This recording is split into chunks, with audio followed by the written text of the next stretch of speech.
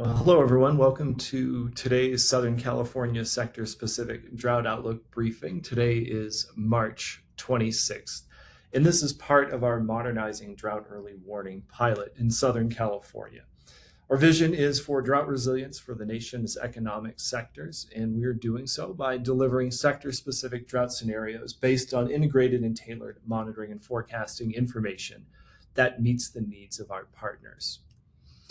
Our modernizing effort includes three sectors: agriculture, water utilities, and public health in Southern California. And this includes the 9 counties that are indicated in the dark black line in Southern California. We do this in the context of the southwestern United States because the water resources in Southern California are intimately tied with the Southwest and the West more generally. As part of this effort, we would like to have engagement from our partners, you all who are joining today, and we've had great engagement recently in terms of capacity building, questions, and really co-developing and co-sharing a lot of important topics. So what questions do you have about drought? What topics are you considering regarding drought and its cascading effects? What would you like to learn more about? And what do you think we should learn more about? And as part of this dialogue, we can continue this in this presentation here, either through the chat box or at natural breaks in the presentation where folks may speak up if they'd like to do so. As part of this effort, we've been giving these briefings monthly for the better part of the last 2 years. And the most recent briefings in December, January, February, and now here in March are indicated on the screen. And we'll continue to do this in April and May, and perhaps even beyond that. So today's briefing will be delivered in 3 parts. The first with a global perspective, where we'll consider global conditions relevant to Southern California sectors. A regional perspective, where we'll document Southwest U.S. conditions relevant to our Southern California sectors. And then finally, the sector-specific drought outlooks for water utilities, public health, and agriculture. So once again, please use the chat feature if you have any questions. And if you'd like to speak up with these natural breaks, please do so. We'd really love to hear your feedback and answer questions in real time. So without further ado, we will move on here to the global perspective. So the key takeaway here for the El Nino Southern Oscillation, which is a principal behavior of the Earth system, it's been getting a lot of attention in the broader public, and we'll address that here today. So the El Nino Southern Oscillation, ENSO, it's composed of El Nino, La Nina, and neutral phases. It's related to weather anomalies that we use to predict conditions in California during many following months. A weak La Nina recently ended, and El Nino is forecast in mid to late 2026, a greater than 70% chance after July to September, this following ENSO neutral in spring of 2026. This is the picture and the slide in which we show why we care. We care because of the weather anomalies that are related to the El Nino Southern Oscillation. So in the West and the Southwest in particular, La Nina is generally related to below average precipitation during the winter and spring. And by contrast with El Nino, it's generally related to above average precipitation in winter and spring. This is why we look at it so closely. The chart on the right indicates the relative oceanic Nino index, and this goes all the way back to 1950. So from this chart, we can see the historical El Nino and La Nina events. This relative oceanic Nino index is pretty simply an area average of sea surface temperature departures from average over the central tropical Pacific Ocean. And you can see throughout our observed history, many years in which we have El Nino events, many years in which we have La Nina events. In the last 2 decades, we've had many more La Nina events than we've had El Nino events. And the last 10 years, we've had 6 La Nina events and only 2 El Nino events, those being in 2023 and 2024, and also in 2017 and 2018. Where we stand currently is coming out of a La Nina event. La Nina, for all intents and purposes, has ended. And this is after La Nina over the last 2 years, those events being of really a moderate strength, I would say, for a La Nina event. This chart right here shows the forecast over the next several months. It's shown in terms of a percent chance of La Nina, and so neutral, and El Nino events for 3-month periods beginning in February, March, and April, March, April, May, and so on and so forth, to October, November, December. Now, as you can see on the left-hand side of the chart, the ENSO neutral category is much favored compared to La Nina and El Nino. And you can see that for March, April, May, where there's a greater than 90% chance of ENSO neutral. So very high likelihood of ENSO neutral in Northern Hemisphere spring of 2026. Now, as we move through spring and into summer and then into Northern Hemisphere autumn, there's an increasing chance of El Nino to the point where after July, August, and September, there's a greater than 70% chance of that happening. And by the time October, November, December happens, the forecast is for greater than 80% probability. So with the forecast here, this is produced by the Climate Prediction Center and their expert team. This is based on a lot of evidence that we have, both dynamical and statistical models that forecast the Earth system. So a lot has been made of this potential El Nino event. And you can look in popular media and see the musings of super El Nino. So let's spend a little bit of time on that here, because you've probably seen that in your browsing of the media. I certainly have in the area that I live in. We make forecasts in several different ways. We use dynamical models. They're physical models of the Earth system that take into account conditions to start from, and then they make a forecast of some future state.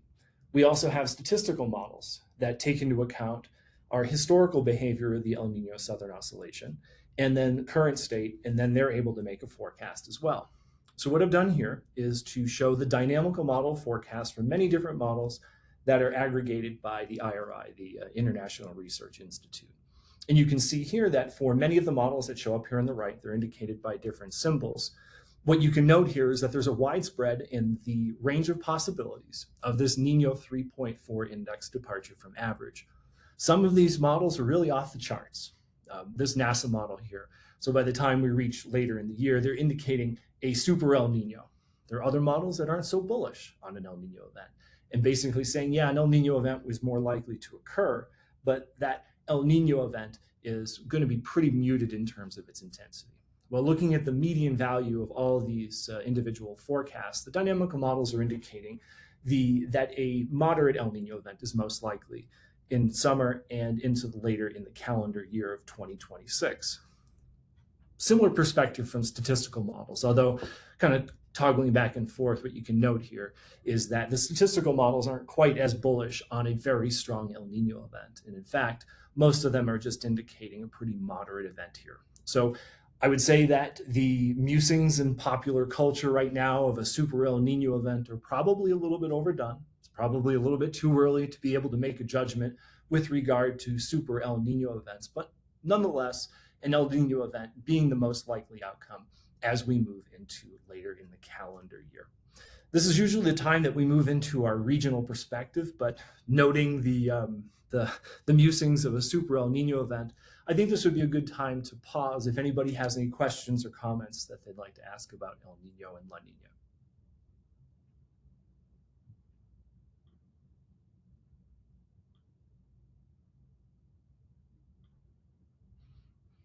Okay, well, hearing none, let's move on here to our regional perspective of the current drought status in Southern California and more generally the southwestern United States. First point here is that drought persists over the southwest US, although Southern California has been free of drought since late December of 2025. Second point is that exceptionally low snow water equivalent, that's the amount of water in snowpack, it persists over the southwest due to low precipitation and heat. And the third point, unparalleled heat. And I really stress that here, unparalleled heat for this time of year has been observed recently following several warm episodes since November of 2025.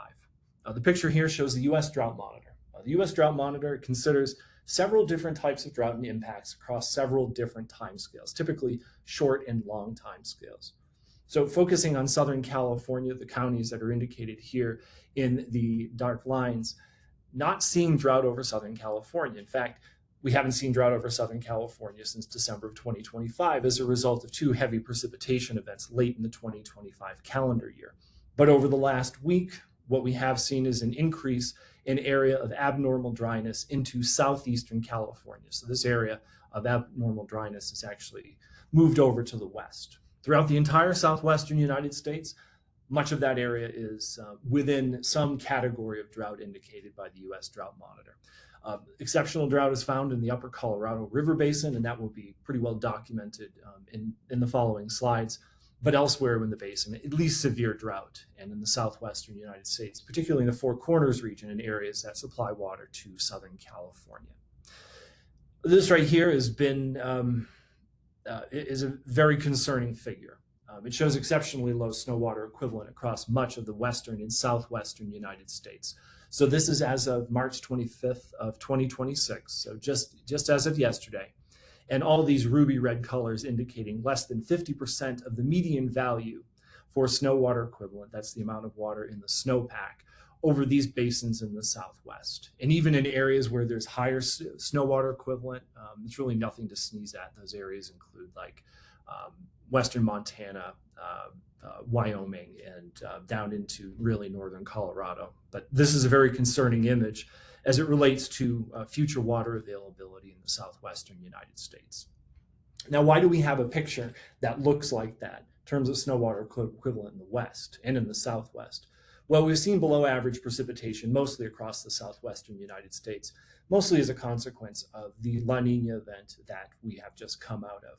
But there is an exception there, and that exception includes Southern California, where just the storm track allowed for 2 storms to come in late in the calendar year and produce above average precipitation that will really make its way through the water year of 2025 to 2026. That's October to September. So focusing on the center panel here, what this indicates is the precipitation percentile rank for the period of October 1 to March 22nd of 2026. And you can see here that precipitation over much of Southern California is above the median value and even above the 60th, 70th, and 80th percentile in isolated areas. However, this is rather isolated compared to the general context of the southwestern United States, in which we're seeing record low precipitation for this period in much of the Four Corners states, and even into like Nevada, Utah, Colorado, and New Mexico, and especially the all-important Colorado River Basin has experienced record low precipitation for this period. Now, if we were to end the water year right now and say no more precipitation will fall for the rest of the water year, this is what the perspective would look like for precipitation percentile rank. And what it indicates here, number one, is the situation that we're in is with exceptionally low precipitation. But number two, that precipitation is needed. It's sorely needed in the months of April and May in order to make up for all of these deficits. In Southern California, where the main precipitation season is really wrapping up, maybe has a few more weeks left, we're still going to end with generally above average precipitation in some isolated areas. So really that includes Santa Barbara County, Ventura County, and areas further to the east and say western part of San Bernardino. So looking a little bit more closely at precipitation accumulation here. So this is Southern California cumulative precipitation. The black line indicates 2025 to 2026 conditions. The shading indicates the precipitation percentile ranks for 1991 to 2020. So you can see that the brown shading is indicating really the low end of the historical cumulative precipitation, and the green shading the opposite. Now, where we stand in 2025 and 2026 is 3 principal precipitation events. One in mid-November, which was pretty sizable for that time of year, a sizable one in late December and early January, and a moderate event for February, in middle of February. But beyond that, beyond those 3 events, we saw really prolonged dry periods. And what's interesting in perspective to take here is that, number one, we see above average precipitation for the season, but at the same time, we only saw 3 precipitation events, and we haven't seen a lot of precipitation since the beginning of this calendar year. And this is in the midst of all the warmth that we have seen. So the effectiveness of this precipitation is a little bit somewhat suspect, I would say. And the drought situation looks to be kind of emerging once again, just in terms of the recent weather and climate conditions that we've noted.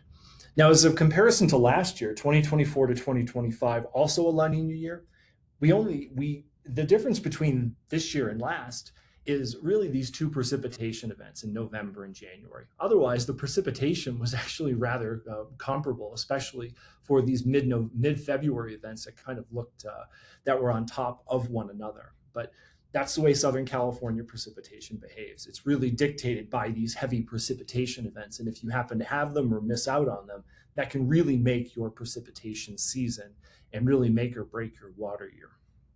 Now, putting this in the context of a lot of historical La Nina events, all these light black colors are indicating the cumulative precipitation during past La Nina events. And most La Nina events are related to below average precipitation in Southern California. This current year is a little bit of an outlier. There were a few years in which we saw more precipitation as of this time, but nonetheless, below average precipitation tends to be preferred in Southern California related to La Nina. Now, here's a very concerning figure. What it shows is maximum daily temperature averaged over a region that includes Southern California. So this is shown in the black curve for 2025 and 2026. The red and blue shading indicates the range of the percentile ranks for the period of 1951 to 2024. And noting here that the 2025 to 2026 trace compared to historical conditions is exceptional in so many different ways. So charting throughout the season, or at least since November, we had a period where we were at record high values for the date in November, a prolonged period in December, another period in January, period around February, another period around the turn of the month of March, and this unbelievable, this unparalleled, exceptional heat that has been seen most recently here. So these conditions, we have data available as of the 22nd, so about 4 days ago. And this unparalleled heat that we've seen here was breaking the daily record, according to this data and how it was handled, by about 5 to 6 degrees Celsius for the day. So that just absolutely profound. This exceptional temperature was actually beating all of the temperatures within this region in this time period up until the second week of May.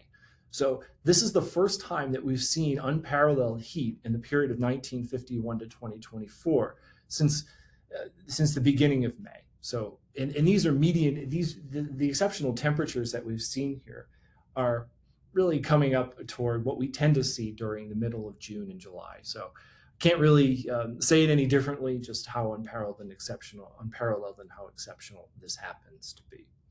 So we'll get into the forecasts relevant to drought, describe those, and then we'll open it up to questions and comments, whether they be through the chat box or through verbal questions. So with forecasts relevant to drought, below average precipitation is forecast for the rest of the principal 2025 to 2026 wet season in the Southwest.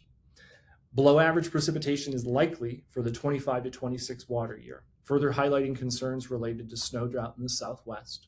And then finally, above average temperatures are forecast through at least September of 2026. Early onset summer heat in the Southwest is forecast to continue. Well, the charts right here, they take precipitation to date. This is as of March 22nd, so the period of October 1 to March 22nd.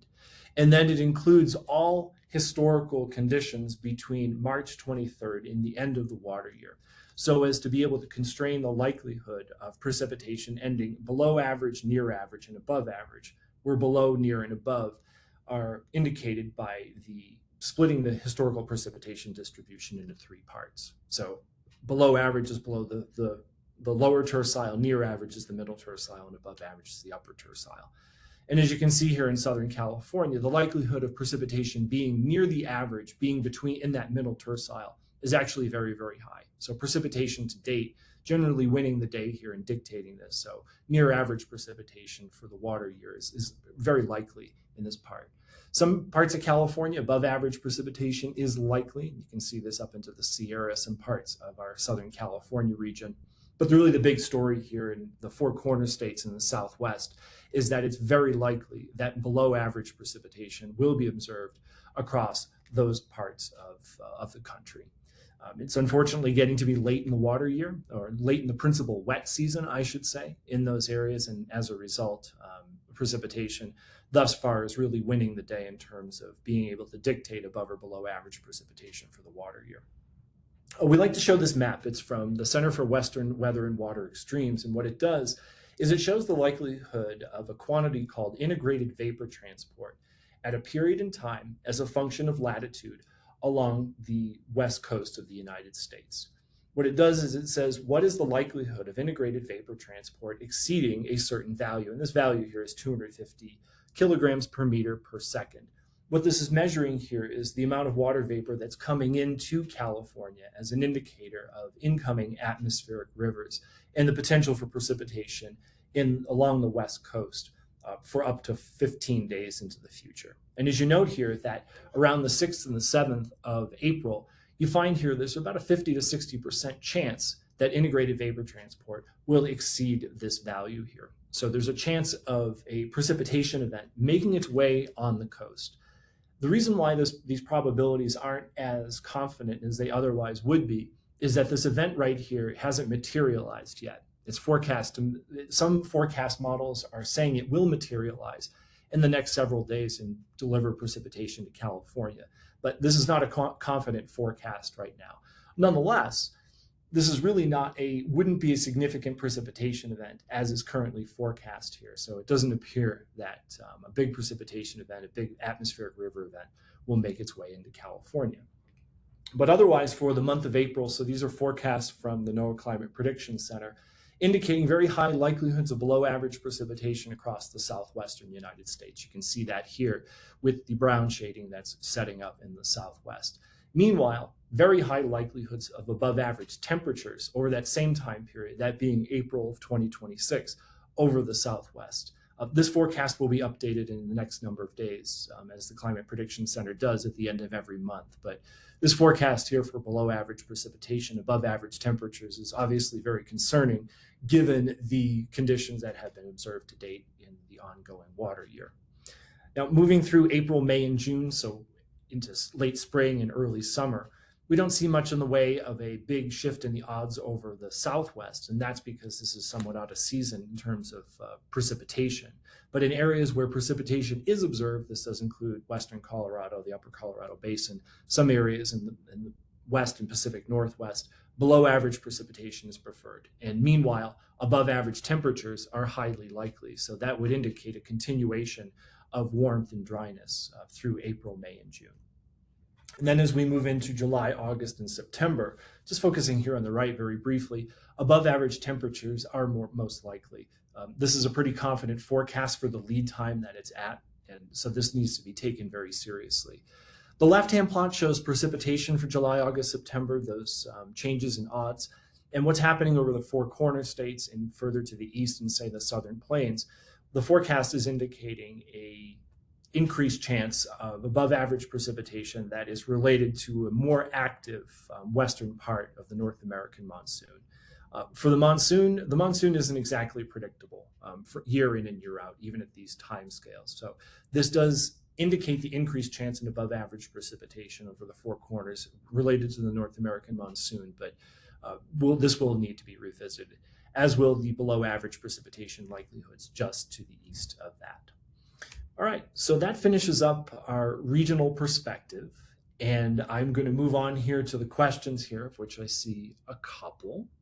And I would invite anybody to speak up if they'd like to do so, if they want to ask their question verbally, and I can jump in and answer the questions if folks are a little bit shy.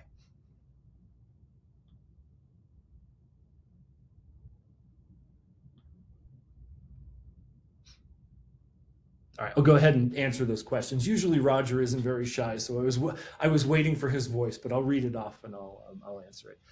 I may have missed this, but are the outcomes the same between a regular El Nino and a super El Nino? Well, El Nino intensity matters, especially in California and the Southwest. Stronger El Nino events tend to be related to higher likelihoods of above average precipitation, whereas, say, a weak to moderate El Nino tends to be related to a lower likelihoods of above average precipitation, but nonetheless related to above average precipitation. And I think as we get closer to a potential El Nino event, we'll begin to show those perspectives in those pictures. So we can kind of expect it'll have higher precip if it really is a super El Nino. That's correct. That's okay. Correct. Yeah, it increases the odds. It loads the dice, for lack of a better term.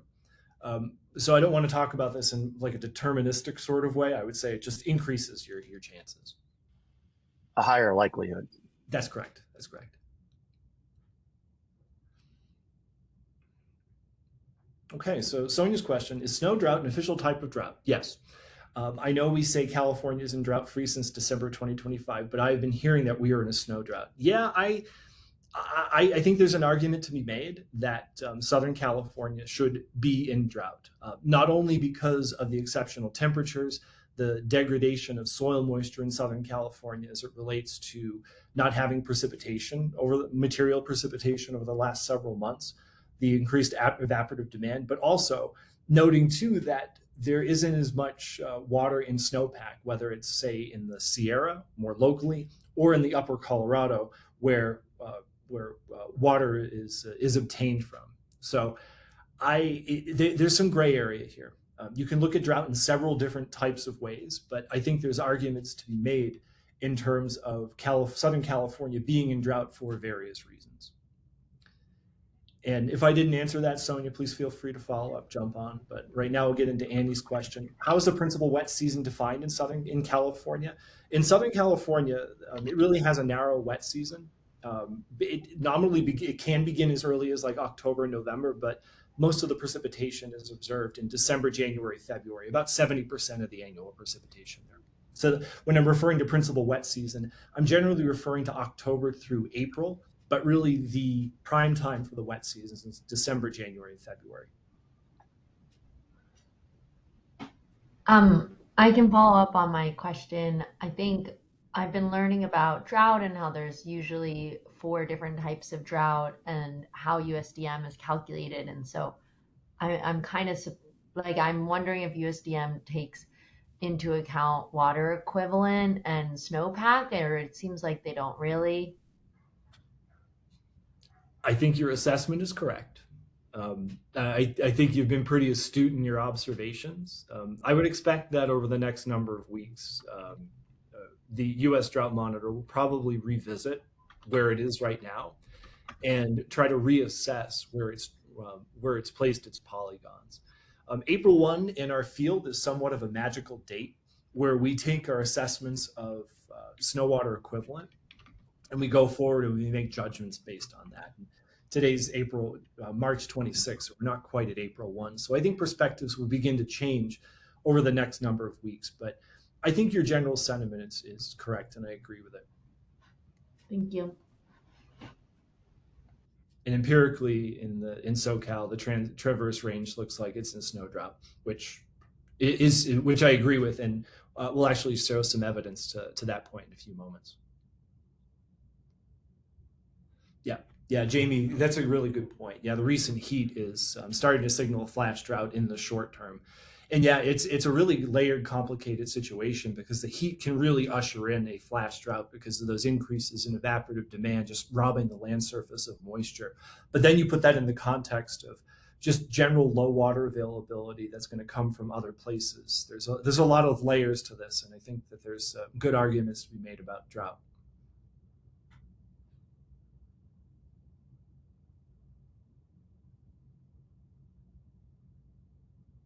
And that the link that Jamie put in, the blends, those are actually some really nice pictures that folks can take a look at to begin to make some assessments about drought. And some snow drought links. Yes, Jamie, I think you're spot on. You're broadcasting some of the work that the NIDIS team has done. And yeah, I encourage everybody to go take a look because it's a really nice resource.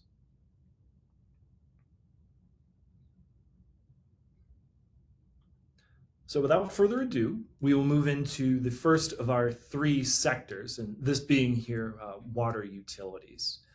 Well, locally within California, reservoir and groundwater storage is expected to be average and above average in California through 2026. We're highly confident in that, mostly because that's what the situation dictates. That above average precipitation did lead to an increase in the reservoirs to levels that were consistent with last year. So basically the water that was used has been replenished. Unfortunately, because of other conditions in the Southwest, low inflows into Lakes Powell and Meade from the Colorado are expected this year, which could impact water supply, pretty highly confident in that, and power generation, highly confident in that in late 2026 and 2027. There's a lot of evidence to support that, which we'll show in the following.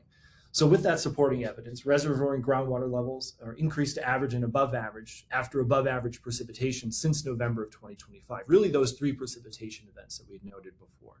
The Southwest has experienced low snowpack and snow water equivalent as of March 26, 2026. This includes key watersheds such as the Central Sierra, the Upper Colorado, where record snow water equivalent is present.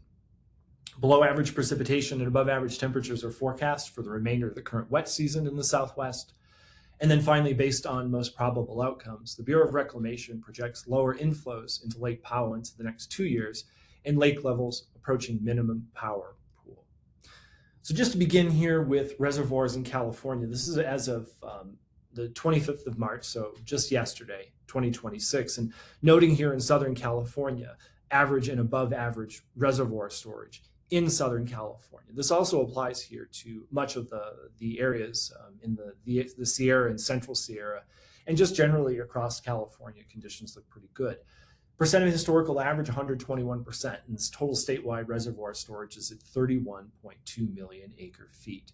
The concern, well, the situation is good right now. The concern right now is that really the dry season seems to have begun earlier than it typically does. We haven't seen much in the way of precipitation lately in Southern California, even Central California. And because of those warm temperatures and increasing the demand of water, so people are going to use more water, it appears that the reservoir storage is going to have to last for that much longer, meaning maybe a month to 2 months longer than it typically does in a given year. We showed this before, but really to highlight the point, and we'll have to belabor it and continue to belabor it because it's such an important story here, is the exceptionally low snow water equivalent across much of the southwestern United States. This includes the Upper Colorado, the Lower Colorado, the Sierra in California, and even extending northwest into the Pacific Northwest. Even though these values aren't ruby red, they're orange, they're still less than 70% of the median. So really low values across the Southwest. So getting into a little bit more of a detailed perspective. So this is snow water equivalent in the San Joaquin. So we're getting here into the Central Sierra. The vertical axis indicates snow water equivalent in inches. The horizontal axis indicates the time since October 1st, and the time goes through September 30th. The shading indicates the percentile ranks over a historical period that includes 1991 to 2020. So this blue line indicating the record value during such a period, the red line indicating the record low. So where we stand right now, that's indicated by the black line. We're sitting at the second percentile. We are at 31% of, or 35% of the median for the given day, and 31% of what we tend to see during the peak median. So the peak median is indicated here by this green cross. So the green cross is sitting here at 30 inches of snow water equivalent. Where we stand right now is below 10, so call it 9.5. So really well below average, well below that median value. Pretty dire situation in terms of the amount of water that is included in snowpack. Moving on here to the Upper Colorado. Much of the same perspective, and I would say that this right here is even more dire. So we note here that the range of historical outcomes during 1991 to 2020 had a snow water equivalent increasing to about April 1st and then declining. Well, the current year that we are in is an exceptional outlier, not only compared to this distribution of historical occurrences, but also to other years. This is the black line. This is indicating the situation that we're in. We did have snow water equivalent increase from October through January, flatlined for the better part of 2 months, had a precipitation event in February that allowed us to get close to the record low, but not quite crack that record low.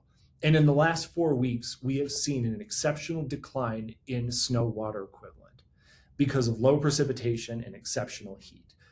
The slope right here, I think we would have to go and take a look at the slope of all historical occurrences, but I wasn't able to find a slope like this at this time of year.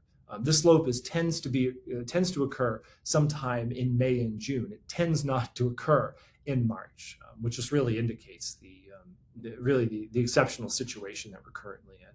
So in terms of summary statistics, for the given day with 37% of the median, and as the percent of the median peak, which tends to happen in and around April 1st, 32% of that. So typically we see days until peak median. We're 11 days until then. That tends to happen around in early April. It looks like we've already hit our peak for the year and that things are going to bottom out and continue to decrease. And not only that, this is the U.S. Bureau of Reclamation's projections of pool elevation of Lake Powell as a function of time. So the black line is indicating the historical conditions that were observed, and this range of possibilities constrained by the blue curve and the red curve indicate the range of the probable maximum inflow and probable minimum inflow, and with the green line indicating the most probable inflow. When the most probable inflow, this green line, converges with the red line, that is really bad.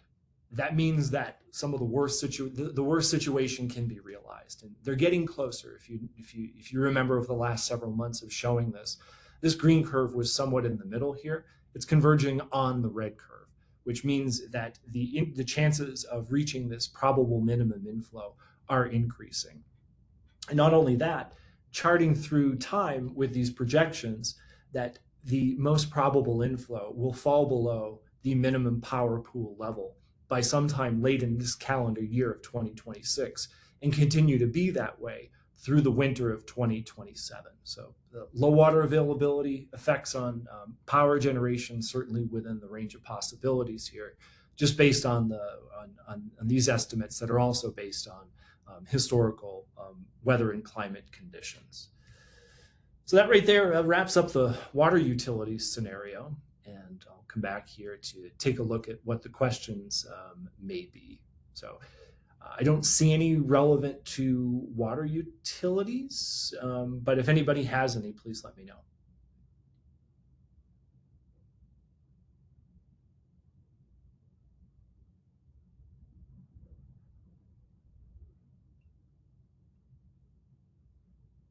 All right, well, hearing none, I do see a question that I can address, and I know that someone on the NIDAS team did. Can USDM be used to identify flash drought, or does the field use other indicators? So USDM can identify flash drought. There's nothing holding it back. Historical flash droughts tended not to be captured by the USDM, mostly because we didn't really perceive it as like a type of drought or a paradigm. I think USDM is a lot more capable and adept at identifying flash drought because of the advances in its understanding we've made in our science community. Flash droughts, they don't have a formal definition. We've created principles for flash droughts, but flash droughts, being what they are, they differ so greatly from one another that having a formal definition at a given point really isn't practical, because a flash drought, say, in the southeast United States is very different from what a flash drought would look like in the southwest and the northwest and so on and so forth. So we've outlined some principles about what a flash drought would look like, but we don't have any hard and fast definitions of that. And happy to follow up on that with a meeting or email exchange. I think it's a valuable topic to be able to discuss.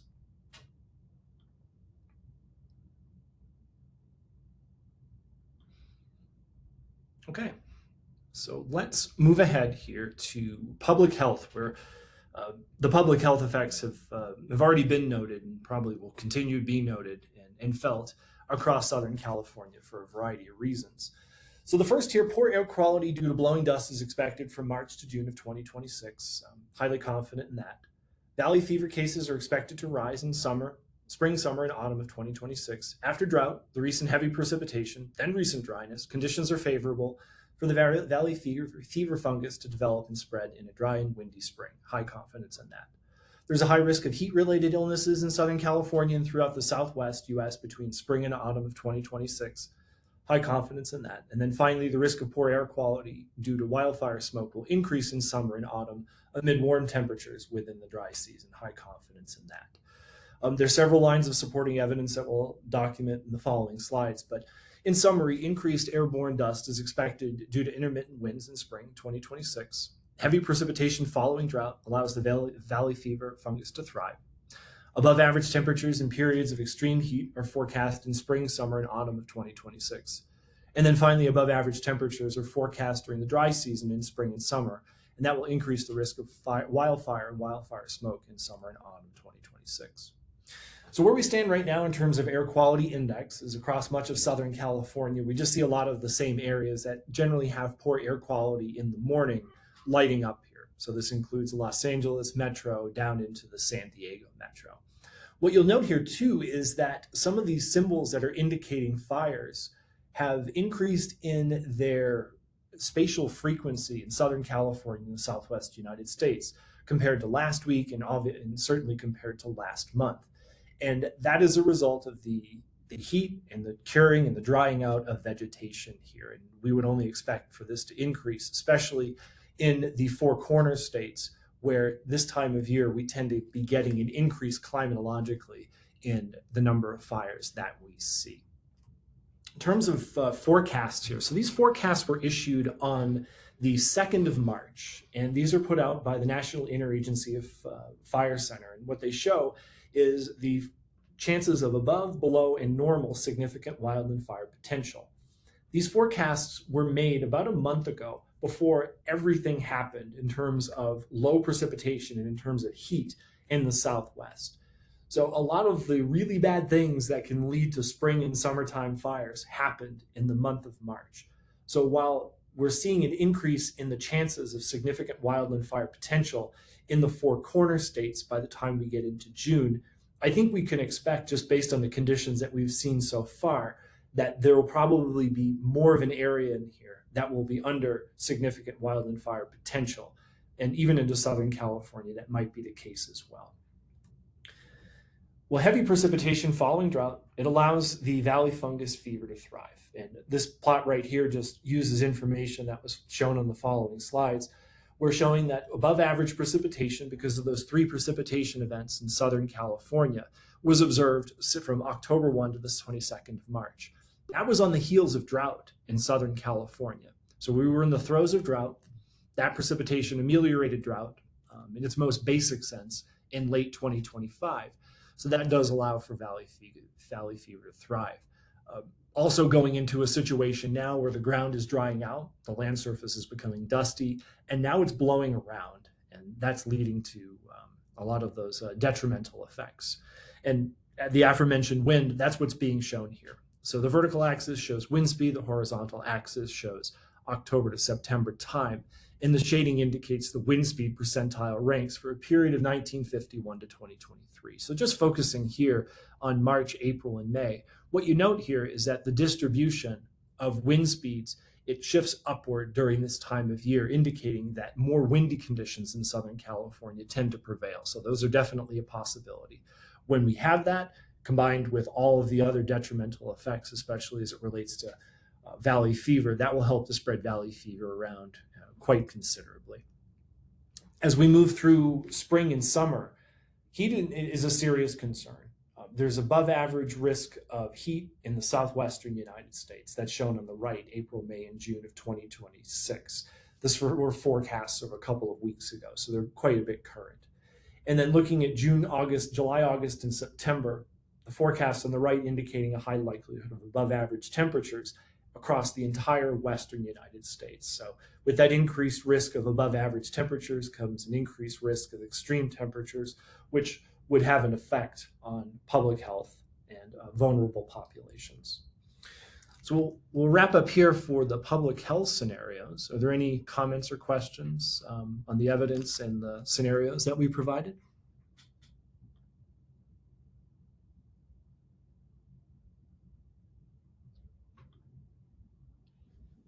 What can people do to reduce their risk for the valley fever fungus?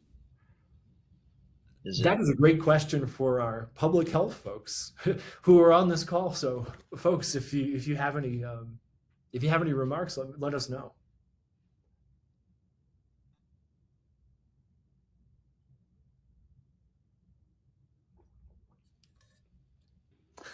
Sure. Yeah, Right. sure. I could chime in quickly or just briefly. I think it has to do with trying to reduce activities that will disrupt the soil in endemic areas. And then I think, you know, like if you're driving through, trying to put the air on recirculate, there are, oh, okay. Sonia put a link to our Valley Fever page that has more outreach materials. Yeah, you can check out the outreach materials, but doing things like wetting soil if you're doing construction, and wearing, sometimes they advise wearing masks. I'd have to double check on that. And asking your doctor to test for valley fever if you have flu or pneumonia like symptoms.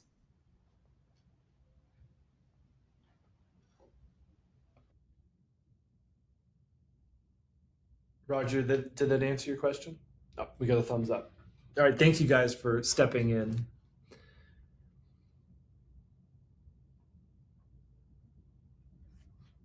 Okay, let's move on here to agriculture, which has been an interesting season. So high agricultural productivity is expected in late 2025 and early 2026. That's as a result of precipitation that did fall that was very beneficial.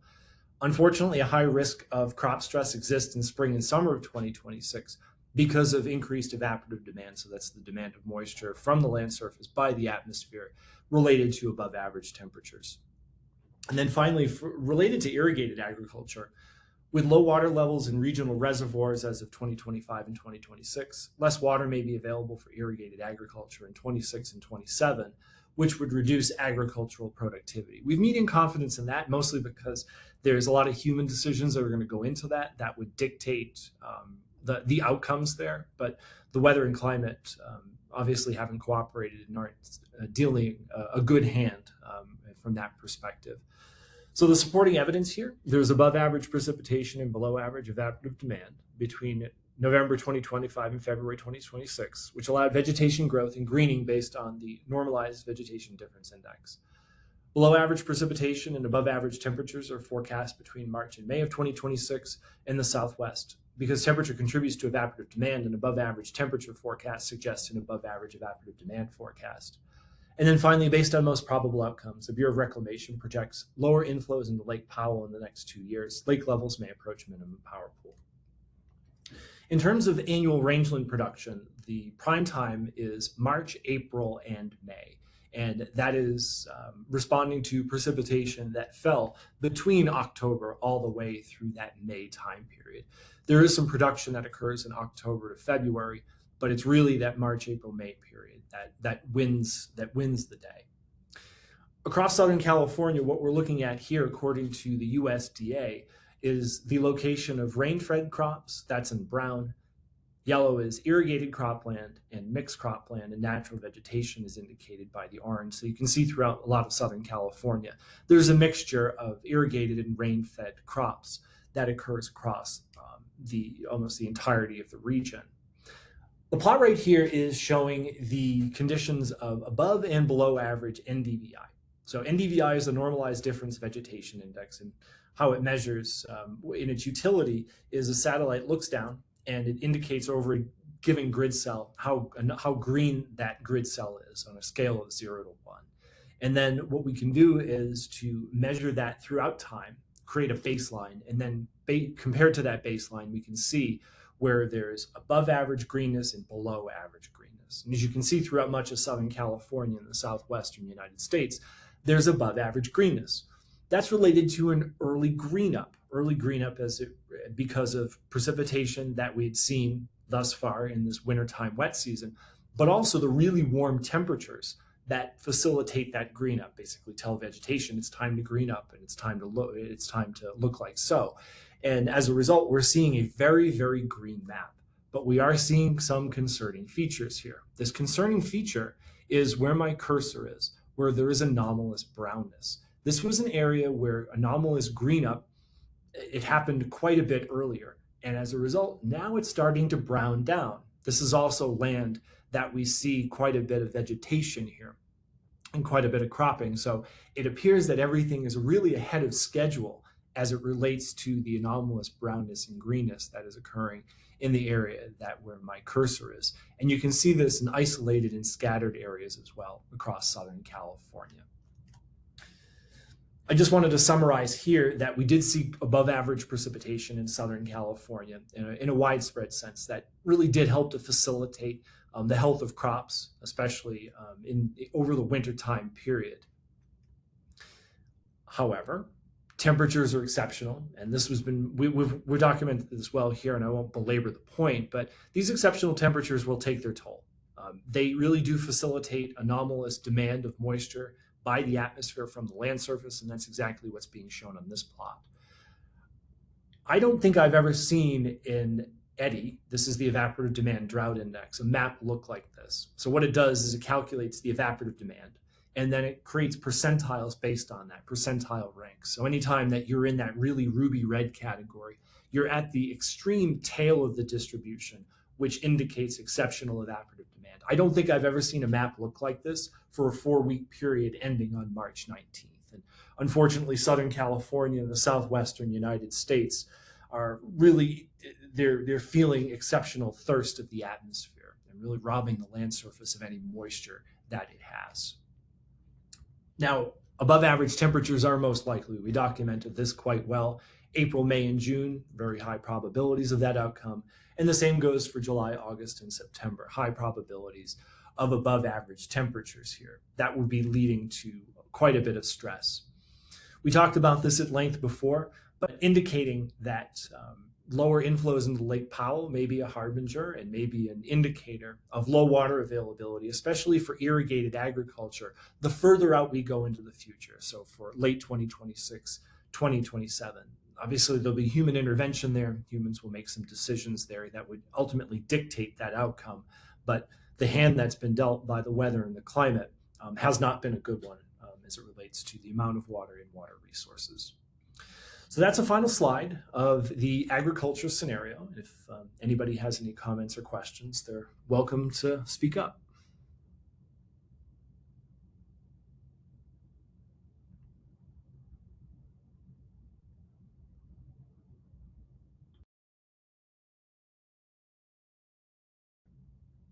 Well, thank you all, and we hope you found this to be useful. And please follow up with us if you have any comments or questions, and we look forward to doing this again next month.